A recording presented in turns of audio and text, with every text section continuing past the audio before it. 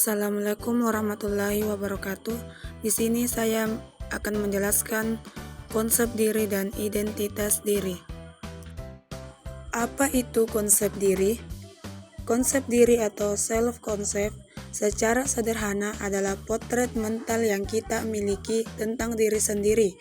Ini mencakup bagaimana kita memandang karakter, kemampuan, dan peran kita di dunia. Dalam dunia bimbingan dan konseling, memahami konsep diri sangatlah krusial. Karena hal ini menjadi dasar bagaimana seseorang berperilaku dan berinteraksi dengan orang lain. Komponen konsep diri. Komponen utama konsep diri. Menurut para ahli psikologi, konsep diri bukan hanya satu ide tunggal, melainkan kombinasi dari beberapa elemen. Citra tubuh atau body image, di mana pandangan kita terhadap fisik sendiri, termasuk penampilan dan fungsi tubuh. Ideal diri atau self-ideal, sosok yang kita inginkan atau harapan tentang bagaimana seharusnya kita bersikap dan berprestasi. Harga diri atau self-esteem, di mana penilaian atau evaluasi kita terhadap nilai diri sendiri, apakah kita merasa berharga atau tidak. Peran diri atau self-role, kumpulan perilaku yang diharapkan dari kita berdasarkan posisi kita di masyarakat atau sebagai anak, pelajar, atau teman. Identitas diri, di mana kesadaran akan diri sebagai individu yang unik dan berbeda dari orang lain. Adapun faktor yang mempengaruhi konsep diri. Yang pertama, lingkungan keluarga dan pola asuh, teman sebaya, pengalaman interpersonal dan hidup, citra tubuh atau fisik, faktor sosial dan budaya, serta faktor internal. Ciri-ciri konsep diri yang positif, di mana ciri-ciri individu dengan konsep diri yang bersifat positif. Yang pertama, memahami diri sendiri. Yang kedua, percaya diri. Yang ketiga, bersikap realistis. Yang keempat, mampu mengendalikan emosi. Yang kelima, terbuka terhadap kritik dan saran. Yang keenam, memiliki tujuan hidup yang jelas. Yang ketujuh, mampu menjalin hubungan sosial yang baik, serta bersikap optimis. Adapun ciri konsep diri negatif. Ciri-ciri individu dengan konsep diri yang bersifat negatif. Yang pertama, tidak percaya diri. Yang kedua, sulit memahami diri sendiri. Yang ketiga, berpikir negatif terhadap diri sendiri. Yang keempat, sangat tekad terhadap kritik. Yang kelima, mudah putus asa.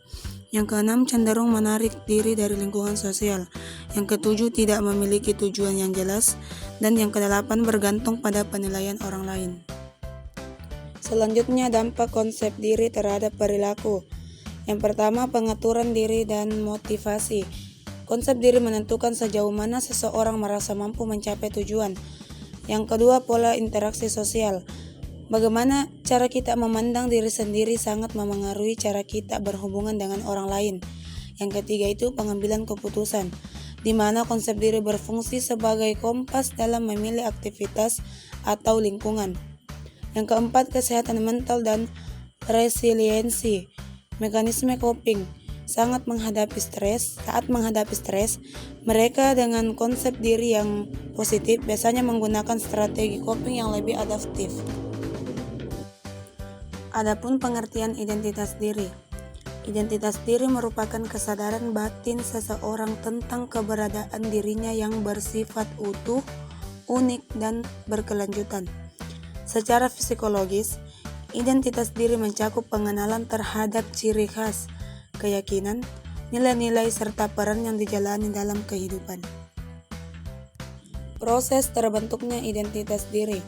Identitas diri terbentuk melalui proses yang melibatkan kesadaran individu terhadap dirinya sendiri, pengalaman hidup, nilai-nilai yang diyakini, serta interaksi dengan lingkungan sekitar.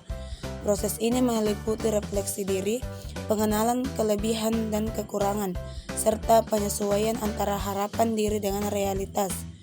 Identitas diri juga berkembang seiring waktu melalui pengalaman pembelajaran dan perubahan sosial yang dialami seseorang.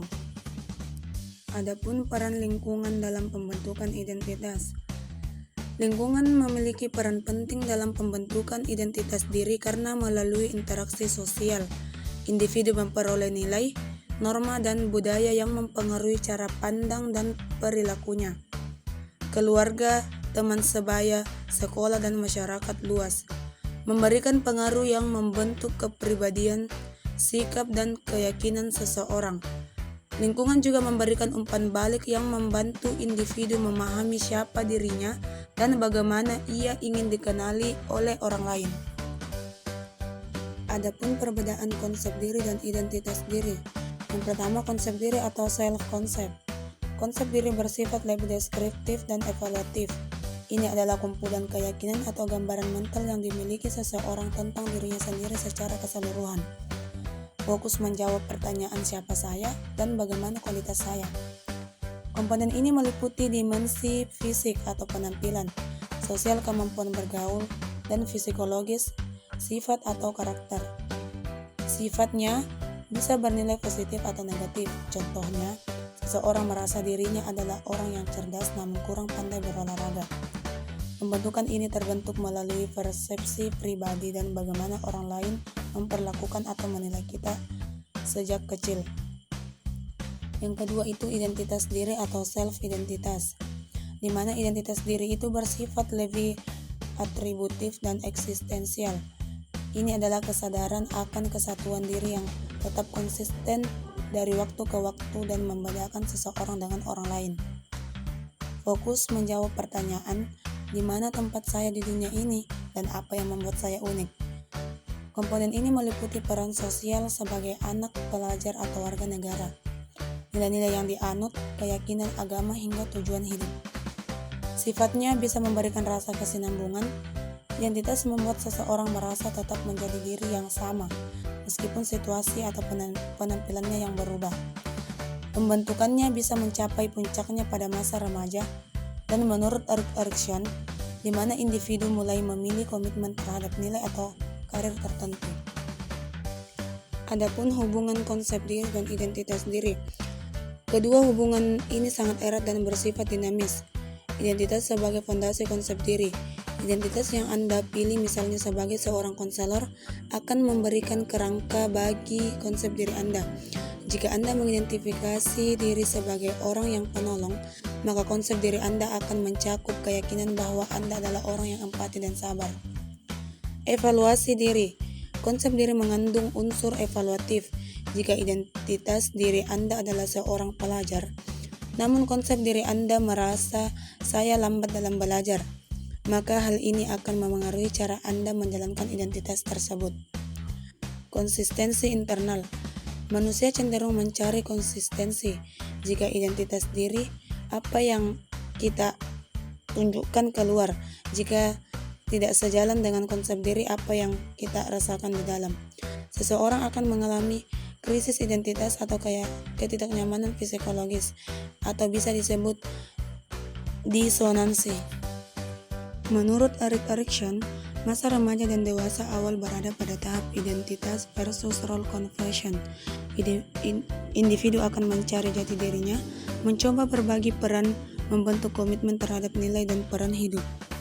Adapun kesimpulannya dari materi tersebut, yaitu konsep diri adalah cara individu menilai dirinya. Identitas diri adalah jati diri yang terbentuk dari nilai dan peran. Dan konsep diri yang positif membantu individu membentuk identitas yang kuat dan sehat.